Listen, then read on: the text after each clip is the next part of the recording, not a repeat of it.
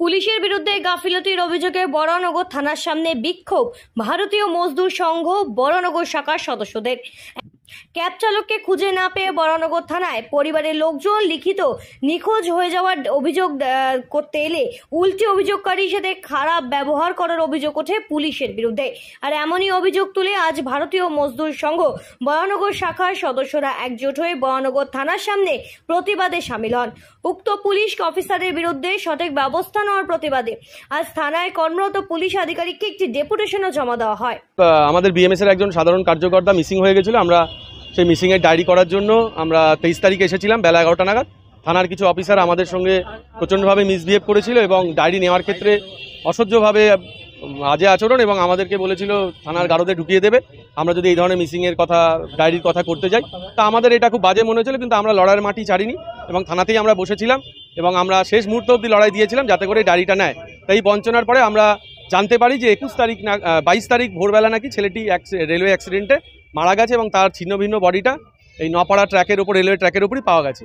পরবর্তী ক্ষেত্রে আমরা দমদম জিআরপি থেকে বডিটা রিকভারি করি এবং তার সৎকার্য আমরা করেছি।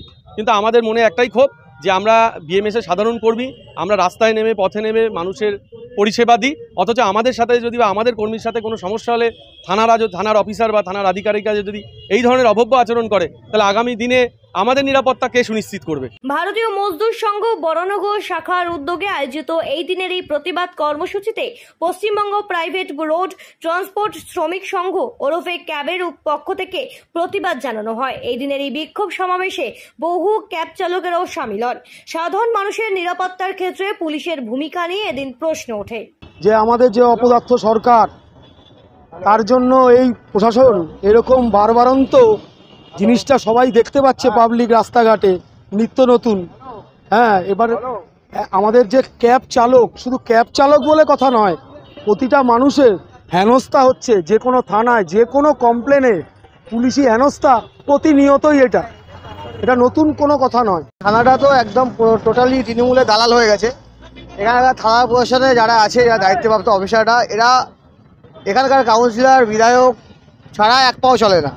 একটা সাধারণ মিসিং ডায়েরি করতে এসেছিল এই ভাইটি, ও দাদাকে খুঁজে পাচ্ছিল না বলে, কিন্তু পরবর্তীকালে দেখা গেল গাড়ি তো নিলই না, যা দুর্ব্যবহার করা হলো সেটা তো করলোই।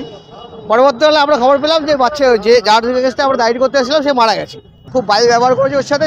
সেই জন্যই আমরা আজকে থানা ঘেরাও। আগামী দিনে উনি আমাদের বড়বাবু যে আছে তিনি প্রতিশ্রুতি দিয়েছেন যে যাতে ওনাকে সাসপেন্ড করার। সাসপেন্ড করে তো খুব ভালো, তাহলে এই আন্দোলন আরও বৃহত্তর দিকে যাবে। চলতি মাসের 22 তারিখ থেকে নিখোঁজ ছিলেন বনহুগলি এলাকার এক ক্যাব চালক কৌশল সাউ। পরিবারের লোক বিভিন্ন প্রান্তে হন্তদন্ত হয়ে খুঁজে না পেয়েও গত 23শে আগস্ট বরানগর থানায় লিখিত অভিযোগ জানাতে আসে। আর সেখানেই পুলিশের বিরুদ্ধে নিষ্ক্রিয়তা এবং অসহযোগিতার অভিযোগ ওঠে। পরিবারের অভিযোগ, আগেই পুলিশ জানতো আমার দাদার মৃত্যুর খবর, আর সেই সময় থেকে কেন সহযোগিতা করলো না। বারবার হেনস্থা এবং হুমকি দেওয়া হয়েছে বলে পুলিশের বিরুদ্ধে অভিযোগও করছে পরিবারের লোক। পরবর্তীতে 3 দিন পর দাদার মৃত্যুর খবর আসতেই কান্নায় ভেঙে পড়ে পরিবারের লোক। এর পাশাপাশি তারপর থেকে ক্ষোভে ফেটে পড়ছে ক্যাব চালকরা। কার কাছে আগামীতে সহযোগিতা চাইতে যাব সাধারণ মানুষের এই প্রশ্ন নিয়ে কিন্তু রীতিমতো সমস্ত ক্যাব চালকদের নিয়ে থানার সামনে বিক্ষোভ সমাবেশে সামিল হন কৌশল সাউয়ের পরিজনরা। ঠেকানো যেত না, যেহেতু দাদা আমার 22 তারিখেই মারা গেছে। 23 তারিখে আমরা এসছি, 24 ঘন্টা পরে যেহেতু আসতে হয়, 24 ঘন্টা পরে এসছি। তো কিন্তু আমার একটাই দুঃখ রয়ে গেল, এনাদের অবরোধতা। আর ওদের কাছে রিপোর্ট চলে এসেছিল দমদম জিআরপিএফ থেকে, কিন্তু ওরা তারপরে মিসিং ডায়েরি করার পরেও কিছু জানায়নি। সেদিন তো হুমকি দিয়েছিল, সেদিন ডায়েরি নেবে না, অনেক রকমের কথা, সে লকআপে করে দেবে, নানা ধরনের হুমকি দেওয়া হয়েছিল আমাদেরকে। হ্যাঁ, তারপরে অনেক করার পরে লিখিত অভিযোগ নিয়েছে, ডায়েরি হয়েছে, জিডি করেছিল।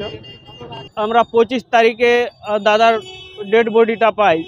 যদি পুলিশের কাছ থেকে আগে জানতে পারতাম, ওনাদের কাছে তো হয়তো 22 তারিখে রিপোর্ট চলে এসছে, আর 23 তারিখে আমরা রিপোর্ট যখন লেখাতে এসছি তখনই জানিয়ে দিতে পারতো হয়তো আমাদেরকে, কিন্তু তারপরেও জানেনি। আমরা খোঁজ নিতে নিতে 25 তারিখে পেয়েছি। গোটা বিষয়টি শুনে দ্রুত সমাধানের আশ্বাস বরানগর থানার কর্মরত পুলিশ আধিকারিকের। পরবর্তীতে প্রশাসনের আশ্বাস পেতে বিক্ষোভ সমাবেশ থেকে সরে আসেন ভারতীয় মজদুর সংঘ বরানগর শাখার সদস্যরা। বরানগর থেকে শ্রীঞ্চিতি পোদ্দারের রিপোর্ট, সঠিক বার্তা।